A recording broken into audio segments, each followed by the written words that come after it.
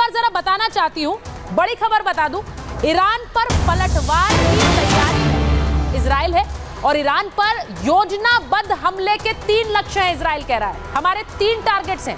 Israel का पहला target Iran की ऑयल रिफाइनरीज, इजराइल का दूसरा टारगेट ईरान का एयर डिफेंस सिस्टम और इजराइल का तीसरा टारगेट ईरानी नेताओं का सफाया। अब आप सोचिए, वो तो क्लियर बोल रहे हैं, कर्नल सिंह क्लियर बोल रहे हैं कि हमारे 3 टारगेट्स हैं। 3 टारगेट्स का मतलब हम उनके इंपॉर्टेंट इंस्टॉलेशंस को टारगेट करेंगे, हम उनके नेताओं को टारगेट करेंगे। जिसका मतलब क्या है, दिखाती हूं आपको। इजराइल का प्लान तैयार है, सैन्य ठिकाने जो ईरान में उन पर हमला होगा। इसको जरा जल्दी जल्दी चला दीजिए। पावर प्लांट्स जो है वहां पर जहां से देश में ऊर्जा जाती है उनको ठिकाना बनाएंगे। गैस प्लांट्स है जहां पर गैस जा रही है उनको ठिकाना बनाएंगे। न्यूक्लियर साइट्स हैं, वो उनका एक बहुत बड़ा आर्सेनल है, उसको निशाना बनाएंगे। एयरबेस को निशाना बनाएंगे जिससे कि वो वापस पलटवार हवाई हमले ना कर पाए। और उसके साथ साथ एयर डिफेंस सिस्टम्स उनके निशाने पर हैं। IRGC चीफ हुसैन सलामी उनके निशाने पर है और ईरान के सर्वोच्च नेता खमनई उनके निशाने पर हैं। ये वो खुलकर बोल रहे हैं। कर्नल सिंह, इससे ज्यादा खुलकर क्या बोल सकते हैं कि खमनई हमारे निशाने पर हैं, रेवोल्यूशनरी गार्ड्स के हेड हमारे निशाने पर। देखिए, सबसे बड़ी बात यह है कि इजराइल हमेशा से बोलता आया है, प्रूव करता आया है कि ईरान में ऐसा कोई टारगेट है ही नहीं जहां वो नहीं पहुंच सकते।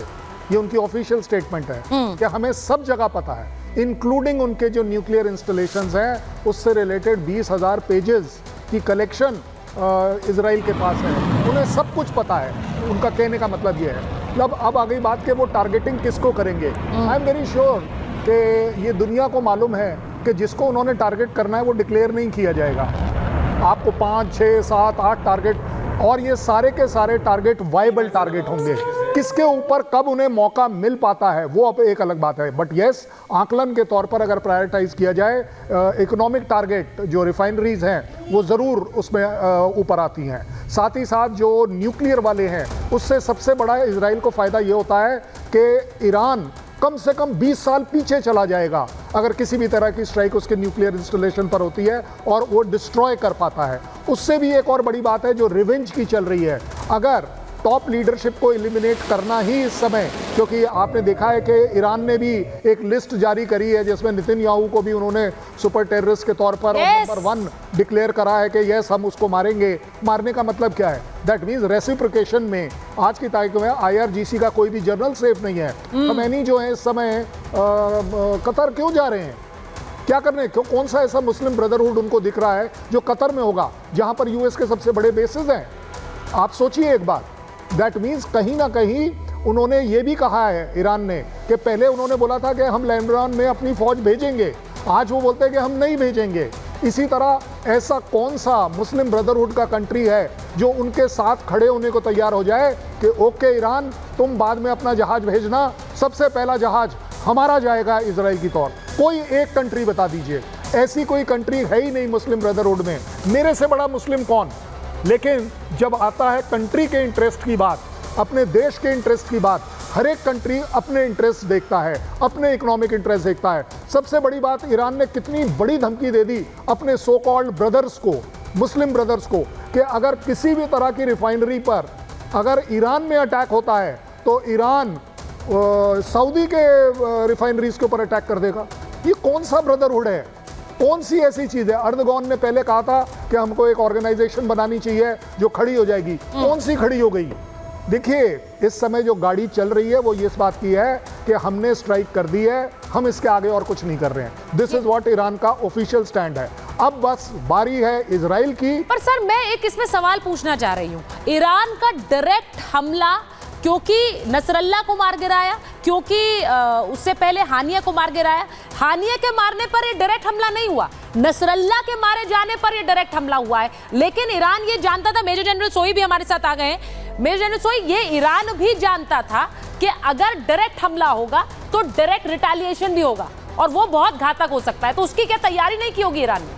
नहीं, बिल्कुल ऐसा। ईरान तैयारी जितनी मर्जी कर ले पर उसके पास उतनी ताकत नहीं है जो कि इजराइल का सामना कर सके। उनका एयर डिफेंस सिस्टम इतना मजबूत नहीं है, वो पुराने एयर डिफेंस सिस्टम है। इनके एयरफोर्स के फाइटर्स इतने पुराने एयरफोर्स फाइटर्स हैं, सैंक्शन की वजह से वहाँ उनकी और हालत ख़राब है। वो जितना मर्जी गिदड़ फपकी देते रहें, जितनी मर्जी बयानबाजी करते रहें, लेकिन हकीकत ये है कि अगर इजराइल अपने पे आ गया और अगर रिटेलिएशन करता है तो ईरान को समझ नहीं आएगा, और इजराइल की कोशिश ये रहेगी कि ईरान को एम्बेरस करें, क्योंकि उनकी बेइज्जती की जाए, कि उनके आर्मी बेसिस में हमले हों, उनके इंस्टॉलेशन पे, पावर सिस्टम में हमले हों, एयरफोर्स में हमले हों, एयरपोर्ट में हमले हों, इस तरह के हों, अगर न्यूक्लियर रिसर्च सेंटर में हमले हों, इस तरह का प्लान करेंगे। इसके अलावा क्या मोसाद कुछ करेगा, या उनके अंदर आज ईरान के अंदर भी जो अपोजिशन पार्टी है उनको भड़काया जाए, जो कि पहले ही खड़े हो रहे हैं। एक आध का बयान आया था कि मिसाइल तो हमारे यहाँ ही गिर गई है, इस तरह के भी बयान आ रहे हैं। तो अंदर भी काफ़ी उनके अंदर एक विरोध है, उसको भी क्या भड़काएगा ईरान इजराइल। तो इस तरह कई चीज़ें जो इजराइल कर सकते हैं। इजराइल ने कहा है कि समय हम खुद चूज़ करेंगे, जगह हम सेलेक्ट करेंगे, कोई जल्दीबाजी नहीं है, हम करेंगे, इसको चुकाना पड़ेगी इसकी कीमत। क्योंकि अब ये एक चीज़ जो निकल के आ रही है वो ये है कि अभी तक नॉन स्टेट प्लेयर थे, प्रॉक्सीज की लड़ाई थी, यहाँ पे देशों की लड़ाई शुरू हो गई। ये देशों की लड़ाई का फ़र्क अलग हो जाता है। यहाँ पे क्या बाद में इराक, सीरिया भी जुड़ जाएंगे, इस प्रकार से क्या युद्ध और फैलेगा, जॉर्डन भी मिल जाएगा, उसकी सीमा के ऊपर से मिसाइल जा रहे हैं या जहाज जा रहे हैं। तो ये एक बहुत बड़ा। देखिए सर, आप मेजर जनरल, आप जो बात कह रहे हैं, अब देशों की लड़ाई हो गई है, और देशों की लड़ाई का मतलब सीधा ये है कि और देश भी इन्वॉल्व होंगे।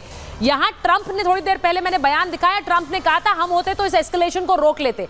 इस वक्त भी क्या इस एस्केलेशन पर पॉज लग सकता है? उसके लिए अमेरिका का रोल बड़ा इंपॉर्टेंट है, पर अमेरिका ने तो अपने जो एयरक्राफ्ट कैरियर्स हैं वो मूव कर दिए हैं। वो भी एक तस्वीर है, वो भी मैं आगे दिखाऊंगी, लेकिन एक बड़ी खबर बता देती हूं जिसका जिक्र अभी कर्नल सिंह कर रहे थे। ईरानी सरकार ने अपने टारगेट लिस्ट जारी कर दी।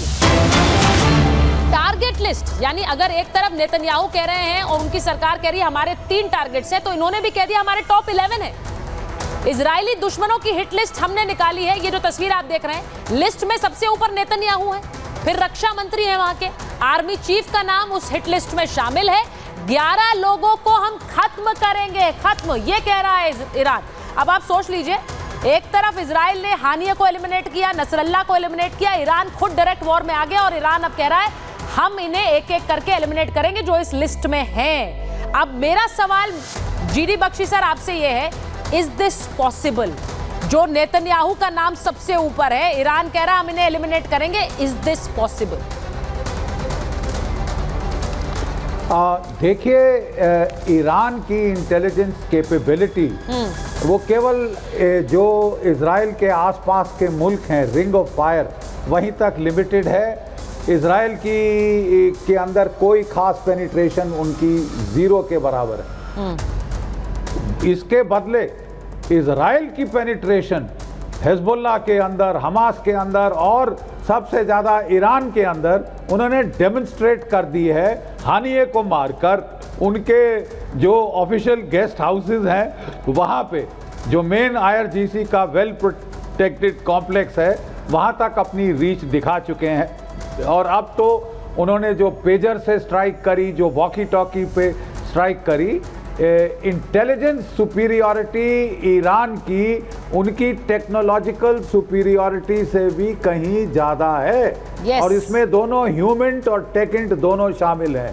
तो ईरान कह सकता है कि हम फला ओहदेदार को मारेंगे, लेकिन ग्राउंड पे उसकी पॉसिबिलिटी मुझे बहुत कम दिखाई दे रही है। और क्योंकि जो उनके मिसाइल्स की एक्यूरेसी है, उन्होंने टारगेट किया था मोसाद हेडक्वार्टर, 600 मीटर दूर जाके हिट हुआ है वो जो उनका वॉरहेड था। ठीक है, वो कह रहे हैं हमारे पास जो है हाइपरसोनिक मिसाइल्स भी हैं जिनका कोई तोड़ नहीं, मिसाइल डिफेंस के अंदर हम भी हिट कर लेंगे। इस तरह से वो टारगेट हिट कर सकते हैं, डैमेज कर सकते हैं जी। लेकिन इस तरह की क्रिपलिंग नॉकआउट ब्लो जो अपने इजराइल कर सकता है इंटेलिजेंस और एयर पावर ऑपरेशंस की काबिलियत के ऊपर, वो ईरान के पास बिल्कुल नहीं है। और अगर अमेरिका भी जंग में कूद गया तो फिर ईरान का जो है निस्तनाभूत होना, सवा सत्यानाश होना बिल्कुल सर, अब मैं इसका दूसरा सवाल